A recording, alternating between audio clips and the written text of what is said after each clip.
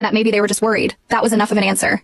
Then things escalated. My landlord knocked on my door one afternoon asking if everything was okay. He looked uncomfortable. He told me he got a call from a woman claiming to be my mother. She said I had been screaming threats through the walls and that I was unsafe to live alone. I was in bed that entire night, lights off, Nest camera on. I pulled up the footage, clipped the timestamps, and emailed it to my landlord. He apologized and said he'd add the footage to my tenant file. I saved a copy for myself too. 2 days later, I called my mother. I asked her directly if she called my landlord. She paused and said, "You always twist things, Marissa. That's part of your condition." I didn't respond. The recorder on my phone picked up every word. That was the first real piece of evidence. After that, I stopped replying to messages from my family. I didn't block them, not yet, but I left every message on read and added each one to my document log. I named the folder events, and every screenshot was timestamped and labeled. I wanted to know how far the damage had gone. I called one of my more distant cousins under the excuse of catching up. I casually mentioned something about getting back on my feet, and she responded with, "Wait, weren't you hospitalized or something?" I kept my voice even and said I didn't know where that came from. She said she must have misheard and changed the subject. I saved that conversation too. James ended things the following week. He said he couldn't handle the constant tension, and that my family had real concerns he could no longer ignore. I asked him to return the spare key to my apartment and then blocked him on everything. Once that was done, I changed all my passwords, email, bank, everything. I also removed anyone connected to my family from all my social media platforms. I knew my mother had hacked into my Google Drive months ago. She once made a comment referencing something I'd never shared out loud. So I created a fake Google Doc titled Breakdown Journal. I filled it with made-up entries, crying fits, imagined suicidal thoughts, hallucinations. It was all fake, but it sounded real enough to someone who wanted it to be true. I changed the privacy settings to anyone with the link and emailed it to myself, knowing it would show up in her access history. 4 days later, my aunt called me out of the blue. I didn't answer, but her voicemail started with, "Hey sweetheart, I heard what you've been going through. I just want you to know that we love you." She referenced what happened last weekend and told me not to do anything drastic. There had been no weekend incident.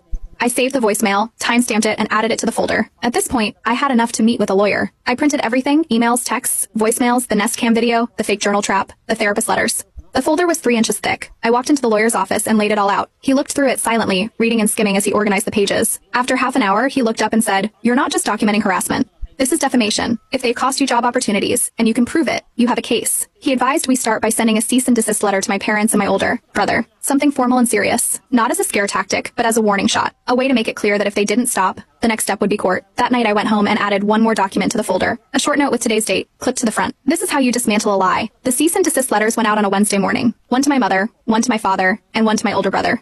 Each envelope carried a direct legal warning. Stop the defamation, or we pursue legal action. My lawyer sent them via registered mail, so there'd be no denying they received it. 2 days later, I got a voicemail from my father. He didn't mention the letter. He just asked me to stop acting out and claimed they never said anything like that. He ended with, "We're still your parents." Try to remember that. I saved the message, labeled it, and forwarded it to my lawyer. I wanted to test something next, not out of curiosity, but strategy. I created a private Reddit burner account, completely anonymous, and posted a vague, fictionalized version of what was happening. No names, no locations, no family details, just a broad outline. 3 days later, my cousin texted me, furious. She accused me of dragging the family through the mud